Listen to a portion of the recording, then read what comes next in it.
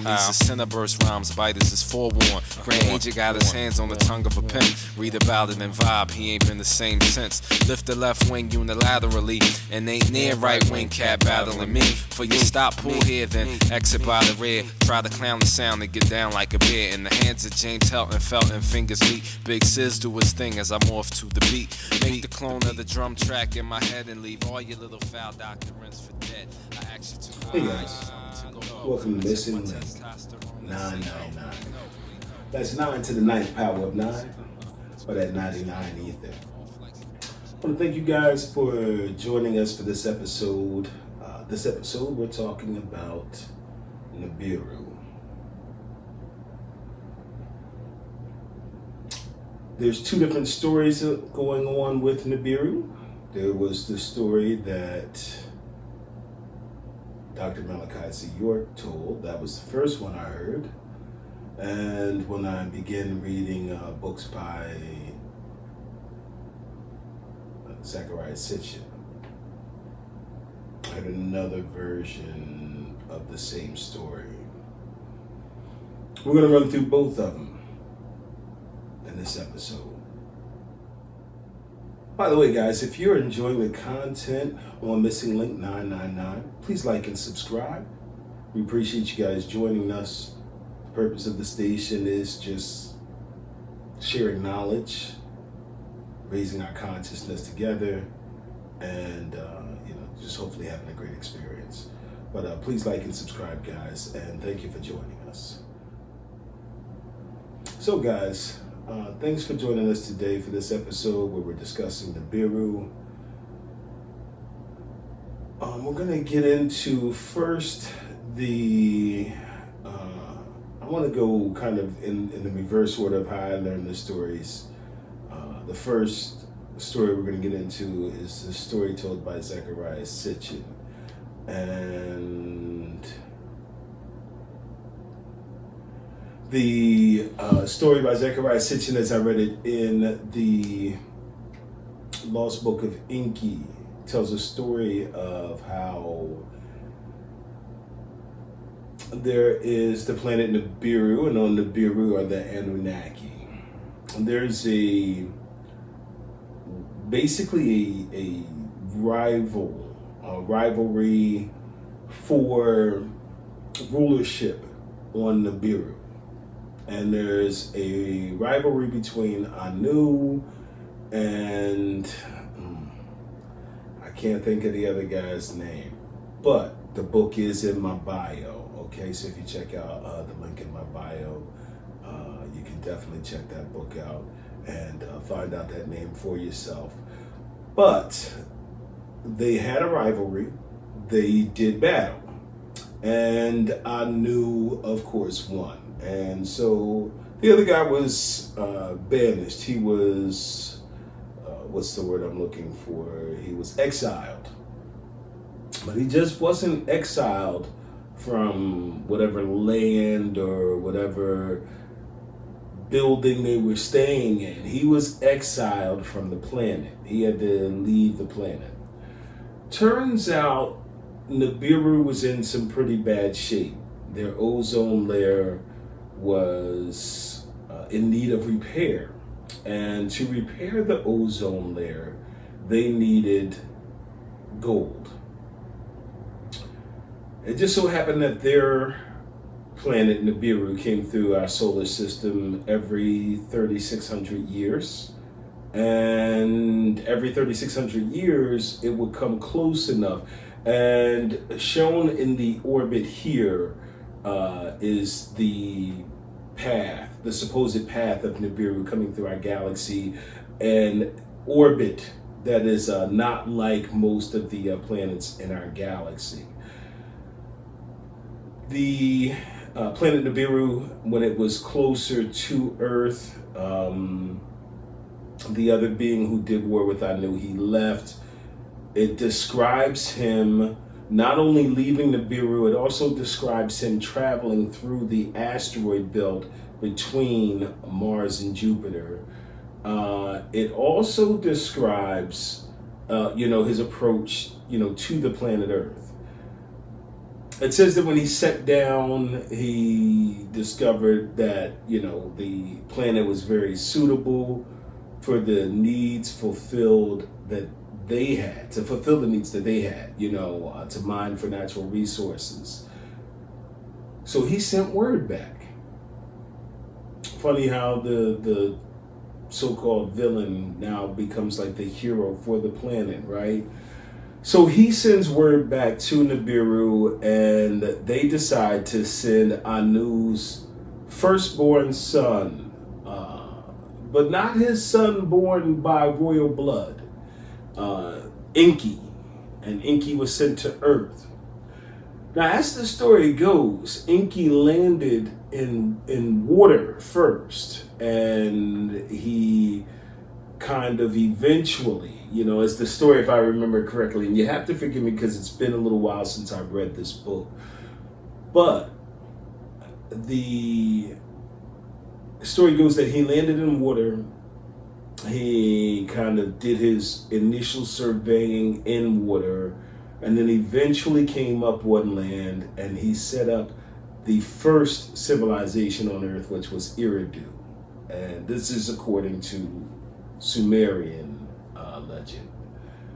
This book, the Lost Book of Enki, is a book that was written by or brought to light by Dr. Malachi Z York, but Zecharia Sitchin. And when I say brought to light, he can't really take credit for writing it. He translated the tablet of lapis lazuli that he found, and so therefore he, you know, brought to light this information that already existed. It's just that most people didn't know how to read it. But this story was said to have been taken from the words of Lord Enki himself by his personal scribe Indubsar. And this Lost Book of Enki, of course, is the story of Enki coming to Earth. And in actuality, it's a story that mirrors the Bible, the Old Testament, the creation story of the Bible. It mirrors it almost exactly, right down to the point of him telling Noah, who is known by another name in this book, which is, I believe, Utnapishtim or Zeusudra. I can't remember which one he's known by in this particular. I've read this story from a couple of different perspectives, so if I confuse the names, please forgive me. But both are names that were used for Noah. I'm just not sure which one they used in this particular text. But he, you know, even right down to the story of him giving the details of how to build the ark from behind a window to Utnapishtim's house, or Noah's house. So this book, you know, I would say that there's got to be some validity to it. If you consider that the Bible is a book of historical fact, you know, to some degree, I'm not saying that everything is, but, you know, certainly, you know, we know that there are some elements of the Bible which are, you know, historically proven to be true. If that is true, then it should be considered that probably parts of this are also true. And so, of course, this story tells, getting back to my original point, Enki receives word, and I have to figure out the name of that guy, but my point is, he sends word back to Nibiru. They send Enki. Enki comes. He lands in water. He sets up Illyuwn, and then he begins the project of bringing more Anunnaki here. Now they have, I think, 2 or 3 different classes, but his brother, his younger brother Illyuwn, finally comes, and Illyuwn is known as Lord of the Skies. And Illyuwn lived in a base that was above Earth, a satellite or orbiting, you know, base above the planet. And he was known as the Lord of the Command, or Lord of the Skies, and he was Anu's rightful heir. He was also born of royal blood to Anu, and therefore, for that reason, was the rightful heir. So Illyuwn comes, they have more Anunnaki that come, and they begin the project of mining the planet. They mine in what they call the Abzu. The Abzu is Africa. I'm not sure where specifically in Africa, and I believe it may actually be South Africa. But they mined in the Abzu, and they went underground. They dug mines. They toiled. They labored. And the Anunnaki who labored, they didn't enjoy it. They weren't having a good time. So they warred, and they started a whole outbreak of war, and that's what brought about the creation of Lulu and Milu. That's Zecharia Sitchin's version of the story. Now, of course, he goes through, like the whole Noah and the creation of Adam and Eve and everything else, and it's the same story, all with different names. But his version, of course, notably Nibiru, is a planet. Now, you can see behind me here the version from Dr. Malachi Z York's story. And I've also have it displayed over here as well from Dr. Malachi Z York's version. Let's get into that. This one gets kind of juicy, guys. So, same thing. Anunnaki, home planet. Although home planet wasn't Nibiru, the home planet was Risk. And Risk was in the galaxy Illyuwn, which is interesting because that was used in the Bible and some of the earlier printings of the King James Version. They used that Illyuwn L. Coincidental? I doubt it. You can be the judge, though. You'd have to find one of those Bibles, though, because they've just about taken those words out of print. And I go through, if you look at my first video, Is God Black? I go into the names used for God, why they changed some of the names, why they've kind of removed some name usages from the Old Testament. And I think it's because it draws light to certain things that just don't jive with the whole story that Christianity puts out there. But anyway, that's a whole other thing. Anyway, so Dr. York's version is their home planet is Risk in the galaxy Illyuwn, and it is a three star galaxy featured here. They come from Illyuwn. It's the same issue. They're looking for natural resources for their home planet Risk, and Nibiru is their planet of the crossing. It is a planet-sized spaceship. Can anyone, when I think of things like this, I think of how the media or movies or TV will kind of show us certain things. Like, I feel like they give us like little bits of truth. Think about Star Wars. Think about the Death Star. And I've heard that George Lucas, like he's on to something, I've heard his library is something to behold. I heard. But it's interesting because I feel like they do. I feel like they do put information out there in certain kinds of ways.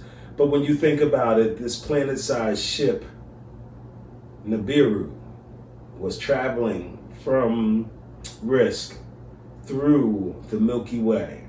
And as it passed by either Uranus or Venus, one of those, I think it was Uranus, there was an electrical storm on the planet that caused it was a storm of such a magnitude that it caused like some kind of bubble or something of atmospheric disturbance around the planet. and it messed with Nibiru's course coming through our solar system. Now, according to Dr. York, Nibiru veers to avoid any damage from the storm, and in the process of doing so, sets itself on a direct collision course with one of the moons of Saturn, Maldek. Maldek happens to be inhabited by beings called the Maldekians. And according to Dr. York, the Maldekians, if I can get a picture of those, I'll have that featured in here as well. The Maldekians were like a little, almost reptilian-like race that lived mostly underwater on the planet of Maldek. But, which goes into another video which is up and coming. Is the reptilian race real? But they set themselves for a collision course with Maldek. They tried to warn the Maldekians, but unfortunately weren't able to warn them in time. They collided with the planet, utterly destroying it. This moon of Saturn and the home of the Maldekians. The Maldekians were all but destroyed, all but the warring race. The warring race of the warring faction of the Maldekians were always prepared for battle, and you know, their radar, whatever they had, Nibiru showed up on it, and of course they began preparing immediately. They launched these 4 ships at Nibiru, these warring ships. Now the plan was to, of course, take Nibiru out, even though Nibiru had just destroyed their home planet. The Anunnaki were trying to communicate with them, tell them, hey, we're sorry, this was completely an accident. I mean, you kill, destroy your whole planets. Kind of hard to say sorry for that one, right? Hard to walk that one back, I would say. But nevertheless, they caught the spaceships. They were called the 4 Winds. And Nibiru used these like tractor beams to catch the 4 winds, and caught them in these tractor beams and just held them. They were traveling through the galaxy. Now, of course, the 4 winds are doing everything they can to escape. And so eventually Nibiru just pushes them all away. And in the process of doing so, they've traveled past Saturn, past Jupiter, they've traveled past, well, actually not past Mars yet. According to the story, when they released the ships, one of the ships sheared through the planet Tiamat. Tiamat was the planet between Mars and Jupiter. When the ship sheared through the planet Tiamat, it tore it in half. The bottom half of the planet broke into pieces, becoming the hammered bracelet, or the asteroid belt that lies between Mars and Jupiter. The top half, the remaining half, was thrust out of Tiamat's natural orbit, and thrust into the new orbit, making us third rock from the sun.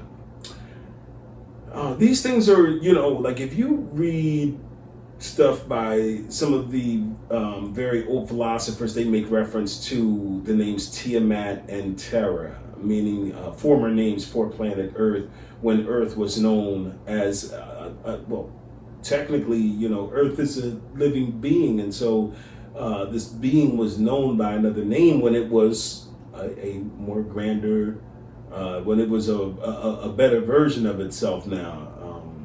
But to finish the story, Nibiru thrust the ship, the 4 winds, thrust them in different directions, and one of the winds, I believe it was the west wind, it went right through the planet Tiamat, creating the hammered bracelet, knocking it into a new orbit. And Nibiru, I guess by this time the Anunnaki were like, geez, like, listen, we are fucking up. Like, what are we doing? And I don't know, because you got to feel that way, right? Like you basically just destroyed 2 planets and you're supposed to be peaceful people.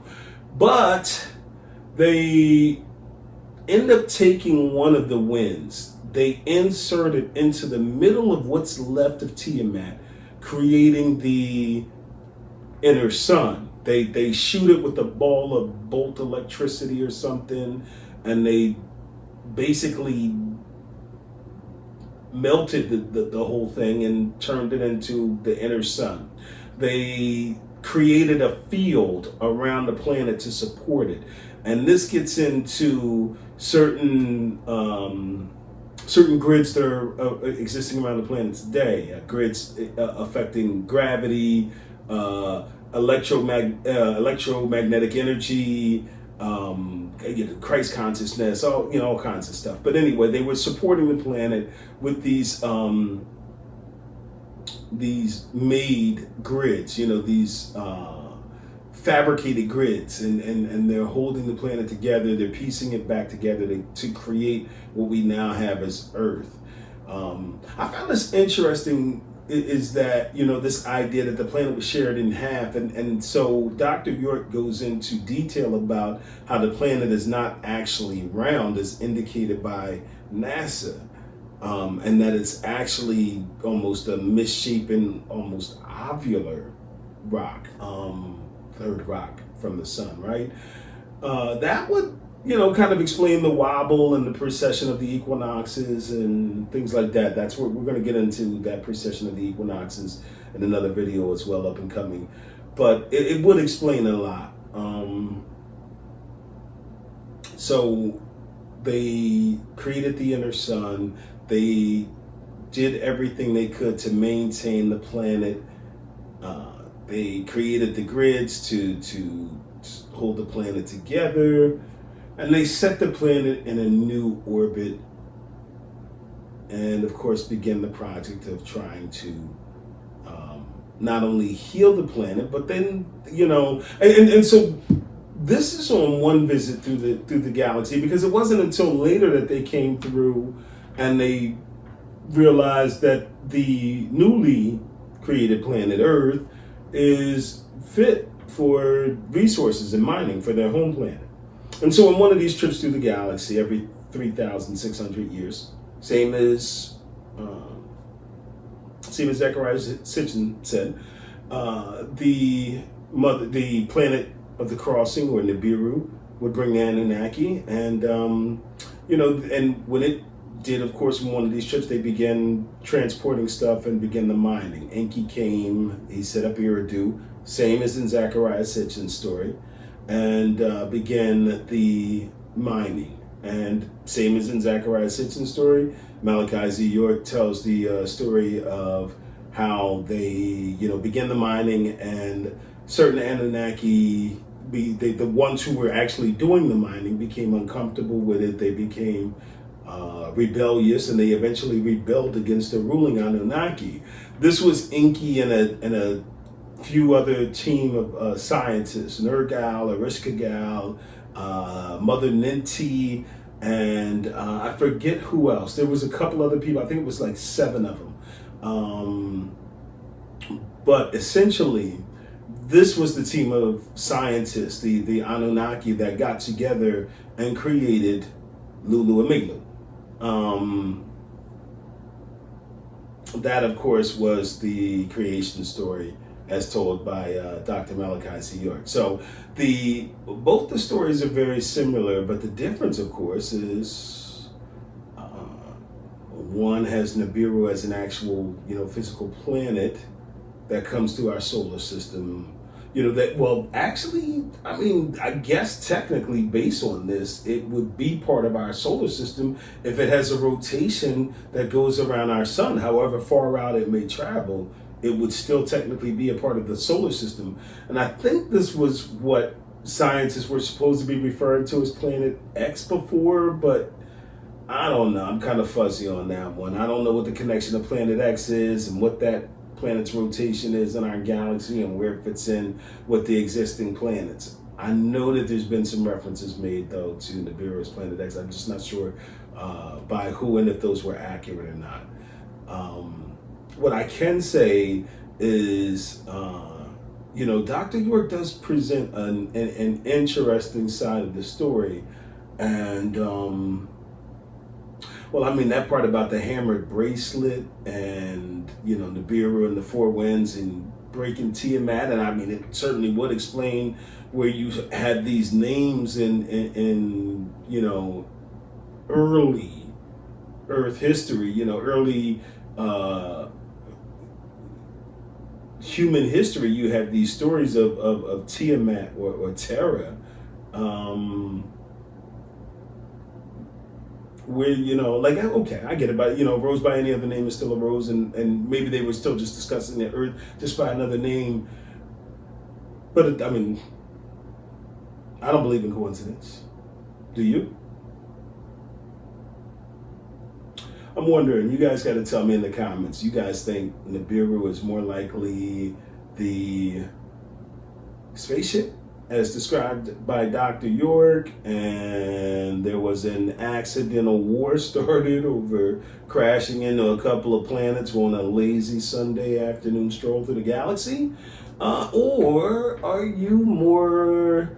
does the information by Zecharia Sitchin resonate more with you, and you're of the mindset that there's a planet that comes through every 3,600 years, and they just, make transitions when it's in close proximity to Earth?